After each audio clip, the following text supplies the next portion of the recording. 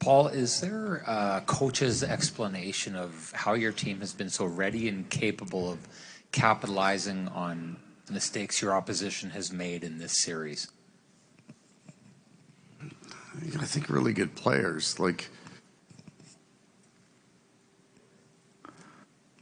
I think when we defend usually in a group so that things that are broken off that play, there are options. So it's not an isolation game.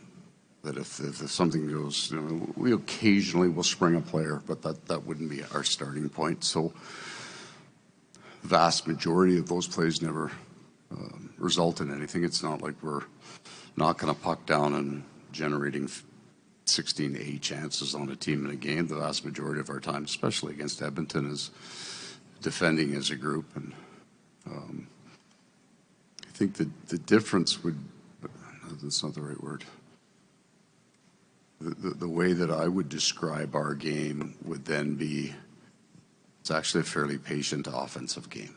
So if there's something good there, we'll try it, and if not, we won't force it. Right side, fourth row. Hey, Paul, we talk a lot about players controlling their emotions, but you have a chance to fulfill a childhood dream in a couple of days. How does a coach control his emotion or maintain that even keel when you're so close to something you've wanted for such a long time? Well, let's just be clear, you're in the fifth row, not the fourth row. I don't feel responsible for answering that question. Well, you have to have a plan, and that plan can't come in yesterday. Right? You're very careful about walking into the room as a coach with something they haven't heard before at this time of the year. So we would have talked about our recovery post-game, and they've done that not just in the playoffs, in the regular season. We have a plan, and I'm looking forward to going to bed. So I'm going to keep my focus on that, enjoy the heck out of it. Fortunate enough to wake up, I got a plan for tomorrow. And then I'm not looking anywhere past that. I can't count. Sorry, Paul. Right side, second row. It's critical. Looking in the fourth row, I don't see anybody. What was he talking about? Sean already asked a question. Why did you go back to him? He's in the third row. Got a lot of issues here. Paul. Hang on. What row and where are you? Second left. Thank you. Far left over here. Paul, you guys you understand that they're trying to give me a tan here, You're right? blind. Okay. You talked this morning just about Barkov and how we might see the offensive side of him today. Obviously gets the win goal, but first goal, that was him in a nutshell. Makes the incredible defensive play, the strong play along the wall, and finds late guy. Like a couple of days ago, we were worried if he was going to even play tonight. Just his imprint on the game, how big was it? Some of the games that he's played this year where he's had the most impact, he doesn't show up on the score sheet. And then what his gift is, he defines everyone else's game. Aleksander Barkov, this is what I'm willing to do. This is how I'm going to play the game. So if you think of being a rookie coming to training camp, well, this is my favorite line of all rookies, I just got to play my game. You don't have a game. Right, you don't have one, but that guy's got a game. Why don't you just play like him? That's his. Talk about quiet leadership. We think about it, and I learned too as I go. He's a unique personality, but his consistency with that game and the number of nights that he's not on the score sheet necessarily, that everybody on the bench is going, "Oh my God, that guy's a player." That's his gift to us. Left side, second row, Jameson. Coach, after they pull Skinner, they don't get a shot on goal over the last minute 30 or so. It's kind of been a calling card for your team closing out games. Just how impressed are you with your team's ability to kind of always run out the clock at the end of these games? We gave up one, though.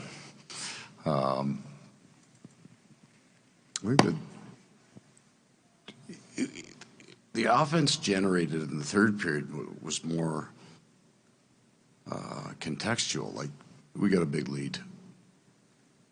And the first one goes in off Nico, off the post, almost behind it. So he kind of like a bad break, and you don't like that. The next one's a good tip, but it's also not, it's not a 3-pass play or 9 guys at the net kind of play. So I think we gave up 6 in the third.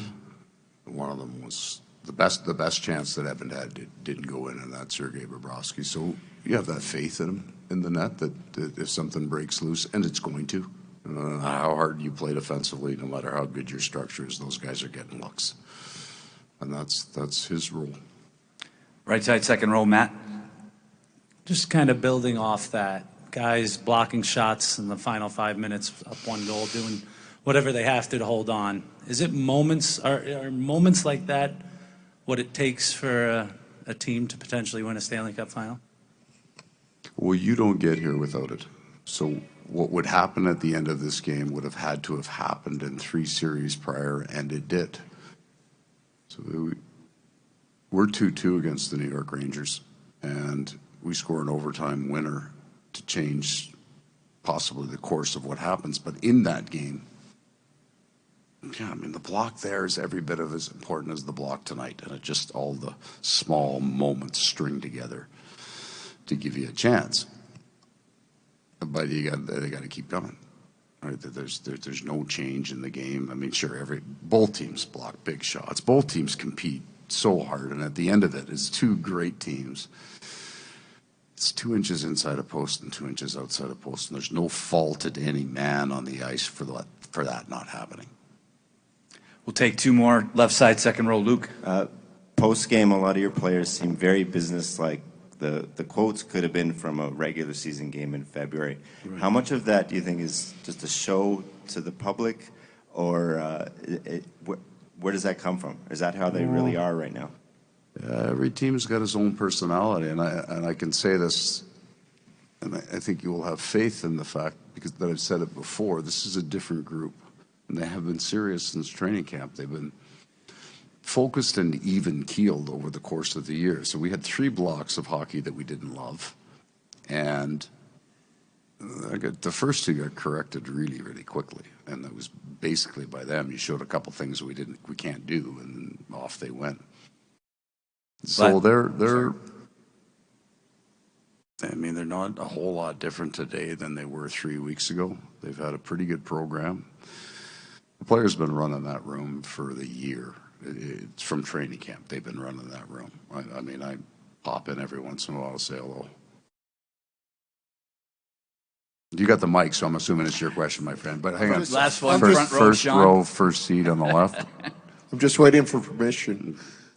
Paul, I wanted to ask you, you talked earlier about will almost fueling skill.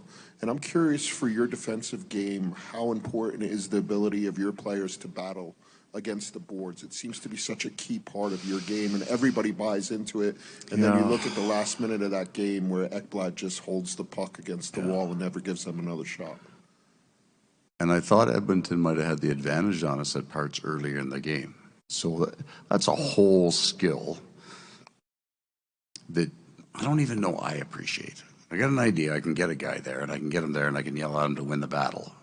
But when you see like elite hand skills, we always see, and we get it too here in Florida. Like I understand why you would watch Connor McDavid and go, oh my God, I've never seen that before. That's incredible, right? And Barkey does those things. But the hand skills on the wall, and we talk about will, and a big part of that is staying in, taking the battle, like fighting. But the hand skills at the very end, the scrum in that back corner was pretty good, right? There's a lot of really good players within 3 feet of each other, and just being able to keep the puck on the wall. It's an absolute skill. We're playing in the Stanley Cup final. There's nobody not battling on the wall anymore. Like, the stakes are too high. So you're getting everybody's best effort. It doesn't always work. And for the Oilers and for the Panthers, a lot of the game are pucks that just bounce, that just couldn't get a stick on it, right? If you do, everything changes. So what you're left with is, fight your ass off on that wall and do the best you can.